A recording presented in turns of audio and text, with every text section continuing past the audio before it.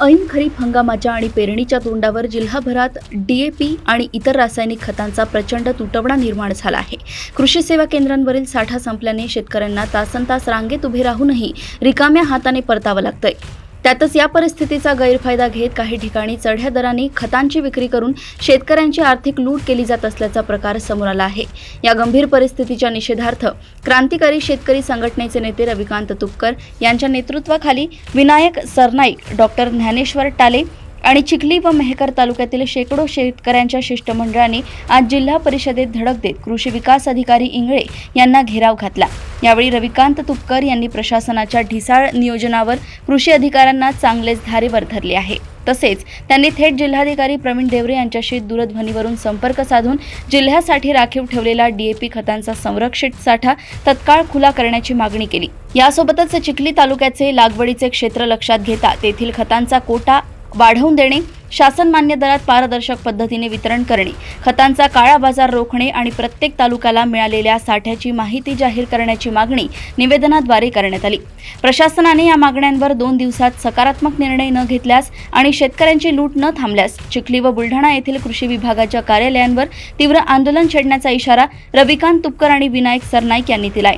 चिखली येथून समाधान गाडेकर यांची रिपोर्ट। क्रांतिकारी शेतकरी संघटनेच्या शिष्टमंडळाने आज आम्ही सगळ्या कार्यकर्त्यांनी जिल्हा परिषदेमध्ये येऊन या ठिकाणी कृषी विकास अधिकाऱ्यांची भेट घेतली। बुलढाणा जिल्ह्यामध्ये डीएपीचा मोठ्या प्रमाणामध्ये तुटवडा आहे, युरियाचाही तुटवडा आहे आणि डीएपी अन्न विकल्या जाते, जास्त दरानं त्या ठिकाणी कृषी दुकानदार विकतात, अशा अनेक तक्रारी शेतकऱ्यांच्या आल्या आणि यांच्याकडे बफरचा स्टॉक शिल्लक असताना सुद्धा तुटवडा कसा काय दिसतो, म्हणून आज आम्ही जिल्हा कृषी विकास अधिकाऱ्यांशी चर्चा केली। मी स्वतः जिल्हाधिकारी महोदयांशी बोललो, जिल्हा कृषी अधीक्षकांशी बोललो आणि त्यांना 50% बफरचा स्टॉक रिलीज करा अशा पद्धतीच्या सूचना आम्ही केल्या, विनंती केली। अन्यथा आम्ही आंदोलन करू अशी आक्रमक भूमिका घेतल्यानंतर आज उद्यापासून हा डीएपीचा 50% बफरचा स्टॉक त्या ठिकाणी रिलीज होणार आहे।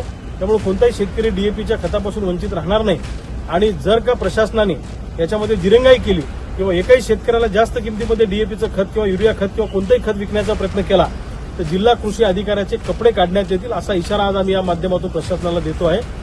हायगाई केली जाणार नाही, आक्रमक भूमिका क्रांतिकारी शेतकरी संघटनेची राहील। गेल्या अनेक दिवसापासून शेतकऱ्यांना डीएपी खत मिळत नाही, ही मागणी घेऊन आज आम्ही रविकांत तुपकर यांच्या नेतृत्वात जे कृषी विकास अधिकारी आहे यांची भेट घेतलेली आहे। त्यांच्याकडे आम्ही मागणी केलेली आहे, जो बफर स्टॉक आहे हा रिलीज करण्यात यावा।